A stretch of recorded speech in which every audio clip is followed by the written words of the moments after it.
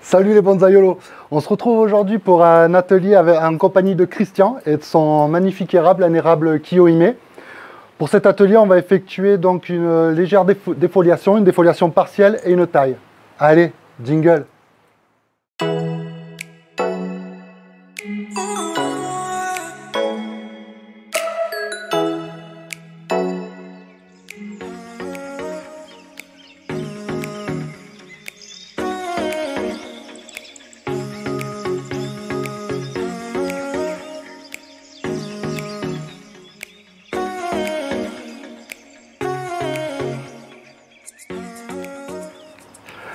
Salut Christian.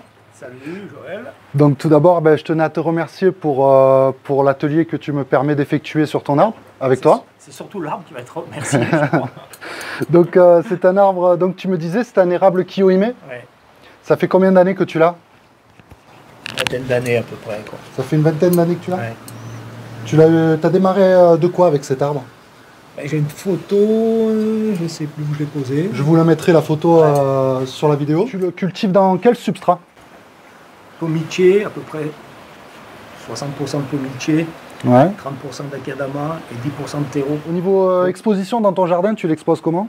Il est au soleil du matin et malheureusement il est un peu au soleil entre 2h30 et 4h l'après-midi. Ok. Et après il passe de nouveau à l'ombre. Ok, donc ça lui fait un ensoleillement en soleil direct de combien d'heures par jour environ? À peu près 5 heures. 5 heures? Ok. C'est un arbre que nous, ici dans le sud-est, on a le Mistral. Il craint le Mistral? Ouais. C'est notre président, Christophe Murcia, Ouais. n'a jamais pu en tenir un et il ne revient pas que le mien vive depuis 20 ans, quoi, parce que c'est impossible à tenir en principe chez nous. Ouais, ouais. Quoi. Et puis tu n'en as pas qu'un en plus, Ouais, ouais. tu en as même deux. Il est très très beau, il fait des petites feuilles naturellement? Ouais, c'est naturel ces petites feuilles. C'est-à-dire, j'engraisse pas trop. Ouais. Je voulais venir justement au niveau fertilisation, tu commences comment dans la saison? Par quel type d'engrais? Je commence avec... quand je rempote, je mets un engrais solide.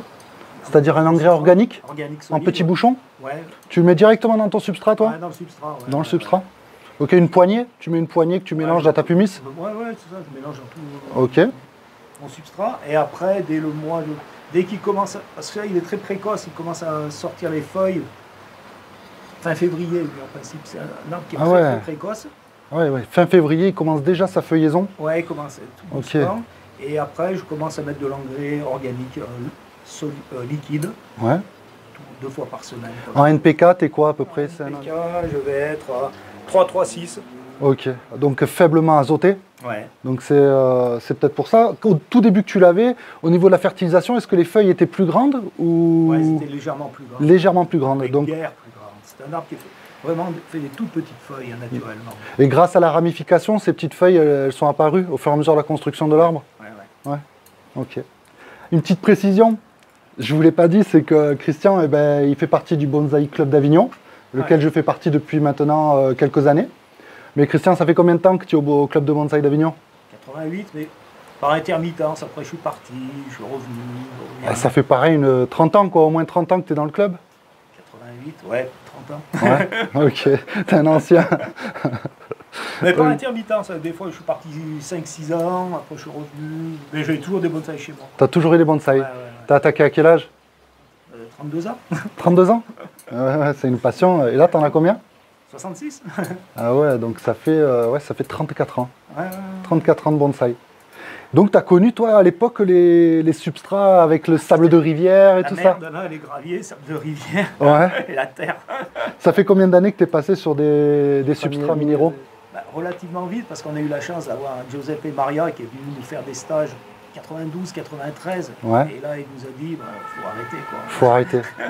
Des substrats très drainants, qui sèchent vite, qui permettent aux racines de prendre l'eau, de s'aérer. Ouais. Ouais, pour les débutants qui verront justement un arbre de cette qualité et donc du gros retour d'expérience sur les substrats qui ont été utilisés, tu as vraiment vu une plus-value à passer sur des substrats de type Pumice, Puzzolane ou Akadama? Oui, l'arbre se sent beaucoup mieux. L'arbre se sent mieux, ouais. Niveau arrosage, tu arroses comment toi ton arbre? Parce que ben, là, même la pluie ne peut limite pas passer à travers, donc là tu vas directement au niveau du pot. On soulève les branches et à l'arrosage, à l'arrosoir japonais au long bec, au long tuyau. Ah, oui. Toi tu arroses à l'eau de pluie, à l'eau de ville? L'eau de ville. L'eau de ville. Ouais, et l'eau d'aquarium. Et l'eau de tes poissons. Dans les aquariums, je mets principalement, il y a beaucoup de nitrates, il y a beaucoup d'oligo-éléments, et c'est vrai que c'est pas mal, quoi. Et surtout, bon, comme on met de l'eau osmosée, nous, pour les poissons que je fais, donc on a une dureté de l'eau qui est pratiquement inexistante, quoi. Et ça permet aux engrais d'être mieux assimilés que si on avait une eau très très dure, quoi. Et oui. Moi je sais que ben, voilà, je suis sur forage, donc eau très calcaire dans le sud-est. Moi j'ai 500 ppm dans mon puits. Et là je vois que sur ton substrat, tu as déposé, c'est quoi? Parce que ça on en a un peu échangé tout à l'heure. Ouais, c'est des pots de coques de cacao. Des pots de coque de cacao, donc. C'est pour faire comme une petite litière de forêt pour retenir un maximum d'humidité. Comme on en a parlé tout à l'heure, moi j'utilise la fibre de coco. Ben moi, franchement, honnêtement, la fibre de coco pour. Mais je pense que c'est mieux, il faut quelque chose qui est assez. Sur les feuillus. D'assez gros quand même. Ouais, sur les feuillus, sur le genivrier, sur le feuillu, ils vont adorer, surtout dans le sud-est avec le Mistral, la chaleur. C'est sûr. Ça, ils aiment. Donc ben, pour l'atelier, donc ce que l'on va procéder, on va donc réduire la densité de feuillage en surface, pour pouvoir justement la lumière pénétrer dans l'arbre. Parce que le problème, c'est que ça s'allonge et on perd les branches intérieures. Et oui, on a regardé tout à l'heure, on a trouvé des... là, si on fouille un peu, on va en trouver. Là, par exemple, tu perds de la ramification. Tu perds de la ramification sur ton arbre, quoi. Et des branches. Donc là, l'objectif, ça va être de repermettre à la lumière de venir sur les branches et pouvoir ainsi créer un rebourgeonnement en arrière.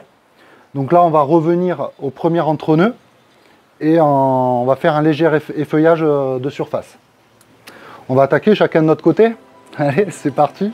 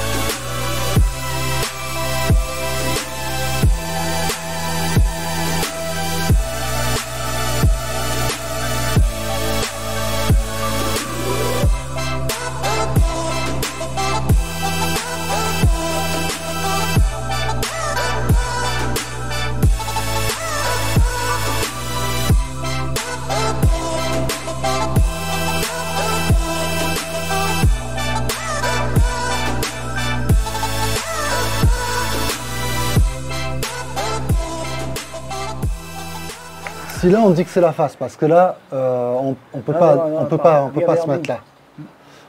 Donc si là on dit que c'est la face, moi il y a ça qui me gêne un peu, tu vois, là. Ouais, elles sont trop longues. Tu vois, là. Ouais. Tu vois là, regarde l'arbre là. Ouais, mais t'as raison. Tu vois? Tu vois ce groupe là? Non, faut couper ces points-là. On le coupe? Ouais, pas hésiter. Allez, c'est parti.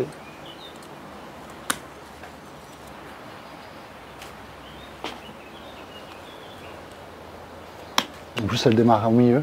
Non, mais là, elle est morte.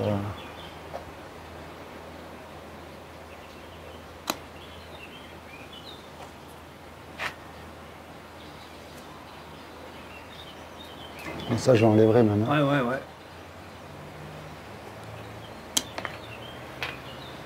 Là, ça va mieux, là. Ah ouais. Après, t'as ça, là, qui part, là. Regarde. Ça, là, ça part au mieux, là. Ouais. On n'a rien. Ouais. C'est pas bon, ça.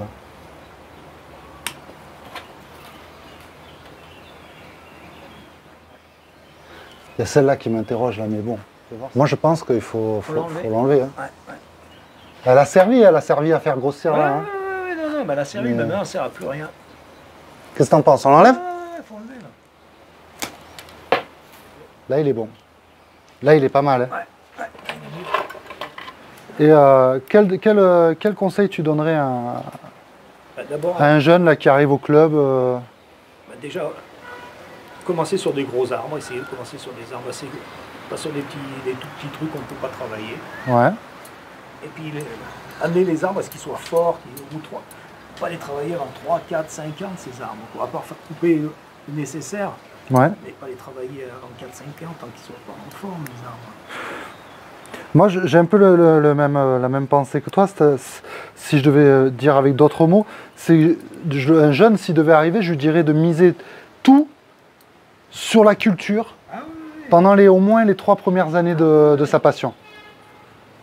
Ça sert à rien de vouloir faire... De toute façon, ça et du coup, il aura juste à acheter que quelques outils pour engraisser, cultiver, une paire de ciseaux, une paire de pinces, enfin, une paire de ciseaux et une pince, voilà, une concave. Voilà, les 2 outils, franchement, honnêtement, les 2 outils, c'est ça, hein, c'est cela. Hein, c'est le ciseau long fin et la concave pour faire des coupes propres. Hein. Tout le reste, ça peut venir après. Hein. Ah non, mais c'est sûr. Et on est d'accord qu'un arbre, s'il n'est pas en bonne santé, là, tu vois, c'est un arbre en bonne santé, du coup, on peut se permettre de travailler dessus. C'est même pas la peine. Tu le connais, ton arbre, tu sais qu'il va encaisser. Même si, pendant l'atelier, il y a des erreurs qui peuvent être faites, ou quoi, voilà, tu sais que ton arbre... Non, mais c'est ça. Mais après, tu sais que ton arbre, il encaisse. Tu vois ?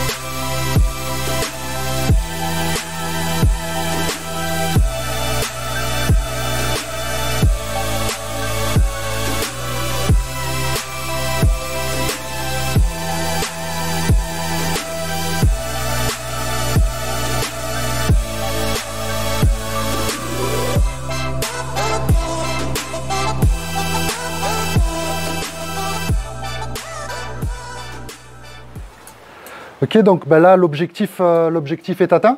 Ouais, là, la lumière va pouvoir rentrer. Ouais, la lumière va pouvoir bien pénétrer. En arrière. Nous, on voit bien la structure à travers, donc ben, c'est que la lumière va pouvoir pénétrer à l'intérieur. Ça va permettre de d'essayer de sauver les branches à l'intérieur, de le faire rebourgeonner à l'intérieur. Et bien sûr, la taille qu'on a effectuée dessus va aussi faire une densification encore de l'arbre. Donc c'est un arbre que maintenant, son travail, c'est un travail de finition. C'est un travail où on travaille ces structures finales. Là, on a fait quand même une sélection de branches dessus, histoire d'alléger la structure primaire au niveau du tronc, des charpentières.